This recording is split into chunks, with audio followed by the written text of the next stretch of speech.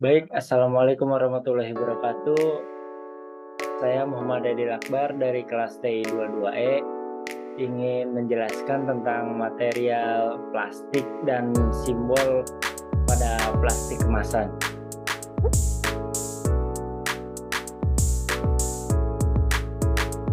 Jadi pembahasan yang akan saya bahas ada 4, yaitu sifat-sifat pada plastik, bahan baku plastik, jenis-jenis plastik, simbol pada plastik.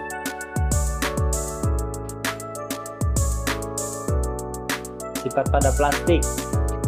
Yang pertama, ringan, berat, jenis 1,1 sampai 1,6 mg, tahan kelembaban dan tahan korosi, kekuatan dielektrik yang baik, transparan atau berwarna, daya redam getaran yang baik, lebih mudah dibentuk dibandingkan logam, dan kekuatan lebih rendah daripada logam. Tidak tahan panas dan stabil dimensi rendah.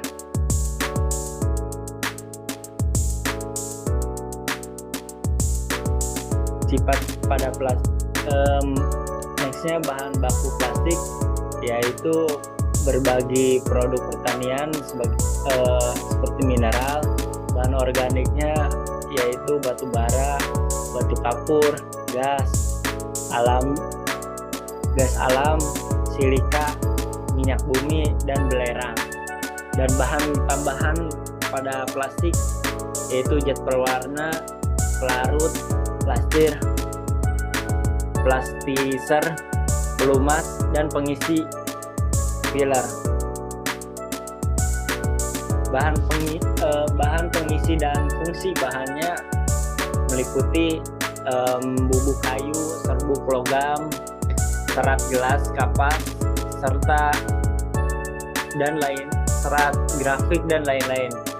Fungsi bahan pengisi mengurangi harga, menurunkan pengerutan, meningkatkan daya tahan panas, dan meningkatkan kuat impact dan sifat mekanik dan lainnya. Adapun jenis plastiknya ialah plastik thermosting, plastik yaitu plastik yang dalam proses pembentukan memerlukan panas untuk melunakkan bahan plastik, dan dengan menambahkan unsur kimia tertentu akan menimbulkan perubahan kimiawi polimerisasi. Sesudah itu plastik mengeras dan tidak akan menjadi lunak walaupun dipanaskan kembali. Contohnya seperti fenolik, resin furan, silikon, resin amino, epoksida, dan lain-lainnya. Adapun perbedaan thermosetting dengan thermoset ialah kalau thermoset itu tidak dapat diatur ulang, reaksi pengerasannya cepat, dipasarkan dalam bentuk cairan atau campuran yang terpolimerisasi sebagian. Kalau termoplastik dapat didaur ulang, reaksi pengerasan lambat, dan dipasarkan dalam bentuk butiran dan dicampurkan dalam keadaan yang padat. Nextnya ada cara pemrosesan bahan.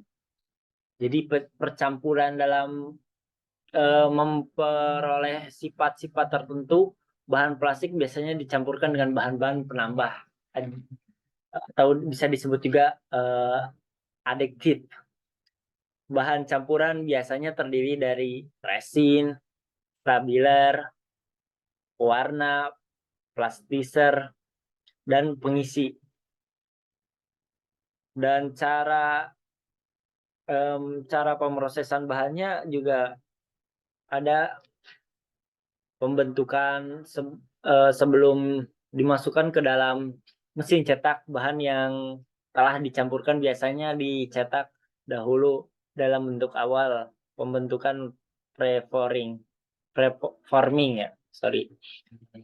Bahan termoplastik pembentukan dilakukan yang mencetak bahan mendekati bentuk rongga cetakan dengan berat jenis yang sama dan volume juga sama sehingga dapat menghemat bahan baku dan mempercepat proses. Bahan thermosetting pembentukan dilakukan dengan mencetak dingin bahan dan dalam bentuk pelet tanpa pengelolaan pendahulu. Adapun saya akan menjelaskan tentang simbol-simbol plastik kemasan ya, yang dimana simbolnya ada simbol 1, 2, sampai 7, dan juga akronim yang ada PET, HDP, PVC, LDP, dan P2 yang itu akan saya perjelas ya. Yang pertama PT atau PET, logo ini bisa didaur ulang ya, dan biasa juga dipakai untuk botol plastik yang berwarna jernih, transparan, tembus pandang, seperti botol air mineral, botol jus, dan hampir semua botol minum lainnya. Botol jenis plastik ini direkomendasikan hanya sekali pakai ya. Jadi kalau berkali-kali pakai itu akan merusak kesehatan. Dan juga akan bila terlalu dan juga akan mengakibatkan lapisan polimer pada botol tersebut akan meleleh dan mengeluarkan zat karinogenik dalam menyebabkan dapat menyebabkan kanker dalam jangka panjang ya. Adapun logo angka 2 ya itu biasanya dipakai untuk logo susu berwarna putih. Ini agak salah ya logonya, gambarnya. Biasanya dipakai untuk botol susu berwarna putih seperti Tupperware, air minum, kursi lipat, dan lain-lain. Memiliki sifat yang kuat ya, lebih keras ya, buram juga dan lebih tahan terhadap suhu tinggi. HDP HDP juga merupakan salah satu bahan plastik yang aman untuk digunakan untuk kemampuan mencegah reaksi kimia antara kemasan plastik berbahan HDP dengan makanan minuman dikemas sama seperti PIT. HDP juga direkomendasikan hanya untuk sekali pemakaian karena pelepasan senyawa antimoni trioksida terus meningkat seiring waktu. Adapun logo seperti kandang ya, logo yang bertulisan 3 itu dinamakan PVC atau V, yaitu jenis plastik yang paling sulit didaur ulang ya. Makanya kalau seperti tukang kerompong itu jarang ada yang memungut sampah yang berlogokan V ini. Plastik ini bisa ditemukan di plastik pembungkus cling warp dan botol-botol reaksi yang terjadi pada PVC dengan makanan yang dikemas dengan plastik ini berpotensi berbahaya untuk ginjal, hati, berat badan. Sebisa mungkin kita juga harus mencegah pemakaian plastik jenis ini. Sebaiknya kita mencari alternatif seperti pembungkus makanan dan bukan bertandakan 3 seperti ini. Seperti plastik yang terbuat dari polietilena atau bahan alami seperti daun pisang, misal, dan lain-lain. Next-nya ada LDP. Logo LDP ini logo 4 ya, plastik tipe coklat termoplastik dibuat dari minyak bumi. Biasanya juga dipakai untuk tempat makanan plastik kemasan dan botol lembek. Sifat mekanisme jenis plastik LDP adalah kuat, agak tembus cahaya juga fleksibel dan permukaan agak berlemak pada suhu di bawah 60 derajat Celcius, sangat resisten terhadap senyawa kimia. Daya proteksi terhadap uap air tergolong baik juga, tetapi kurang baik bagi gas seperti oksigen. Plastik ini juga sulit dihancurkan, tapi dapat didaur ulang. Bahan ini baik untuk tempat makanan karena sulit bereaksi secara kimia dengan makanan yang bisa dikemas. Nextnya ada P2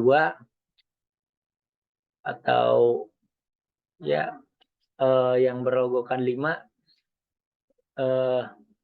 P2 juga adalah bahan terbaik untuk tempat makanan dan minum. Ciri fisiknya adalah mengkilat, transparan, tapi tidak jernih atau berwarna. Biasanya digunakan untuk gelas plastik atau tutup botol, atau botol susu juga. Ada yang memakai botol minum mainan anak-anak itu menggunakan P2. Carilah kode angka 5 bila membeli barang berbahan plastik untuk menyimpan kemasan berbagai makanan dan minuman, sebab produk ini aman ya. Seperti botol air mineral juga itu P2 ya, kalau nggak salah. Adapun PS ya, yang logonya itu 6. PS ini biasanya dipakai sebagai bahan tempat makanan, tempat minum sekali pakai, dan lain-lain. Merupakan polimer aromatik yang dapat mengeluarkan bahan stiren ke dalam makanan ketika makanan tersebut bersentuhan. Selain tempat makan, stiren juga bisa didapatkan dari asap rokok. Asap ini asap kendaraan dan bahan konstruksi gudang. Bahan ini harus dihindari ya.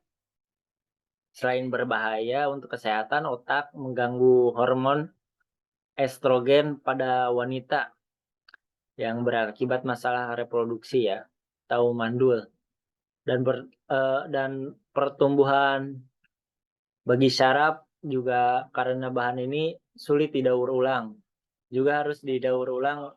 PS memerlukan proses yang sangat panjang dan sangat lama.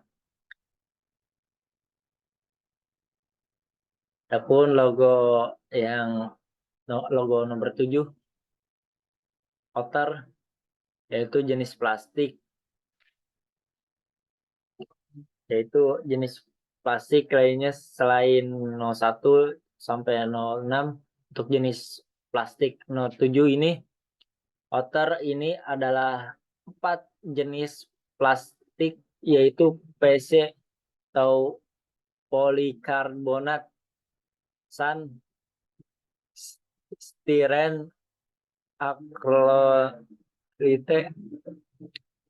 dan lain sebagainya, dapat ditemukan pada tempat makanan dan minuman seperti botol minum olahraga, suku cadang, mobil, alat-alat rumah tangga, komputer, alat-alat elektronik, dan plastik kemasan. Plastik jenis ini dapat ditemukan pada botol susu bayi ya, gelas anak balita, dan botol minum polikarbonat, dan kemasan makanan dan minuman termasuk susu formula juga itu pakai plastik yang berjenis outer ini. Nextnya ada keterangan polikarbonat ya. PC atau polikarbonat ini tidak dianjurkan untuk dipergunakan untuk makanan ataupun minuman, sebab dapat mengeluarkan bahan utama yaitu bisphenol ya ke dalam makanan dan minuman, yang berpotensi untuk merusak sistem hormon kromosom pada ovarium, penurunan produksi sperma, dan mengubah fungsi imunitas. Ironisnya, botol susu ini sangat mungkin mengalami proses pemanasan, entah itu untuk tujuan sterilisasi dengan cara merebus, dipanaskan dengan microwave, atau dituang dari air mendidih ya, atau air panas. Itu sering dilakukan ya oleh para ini. Baik, untuk penutupannya sekian dari saya. Terima kasih yang sudah menonton video ini. Semoga dapat mendapatkan ilmu, dan sekian, terima kasih.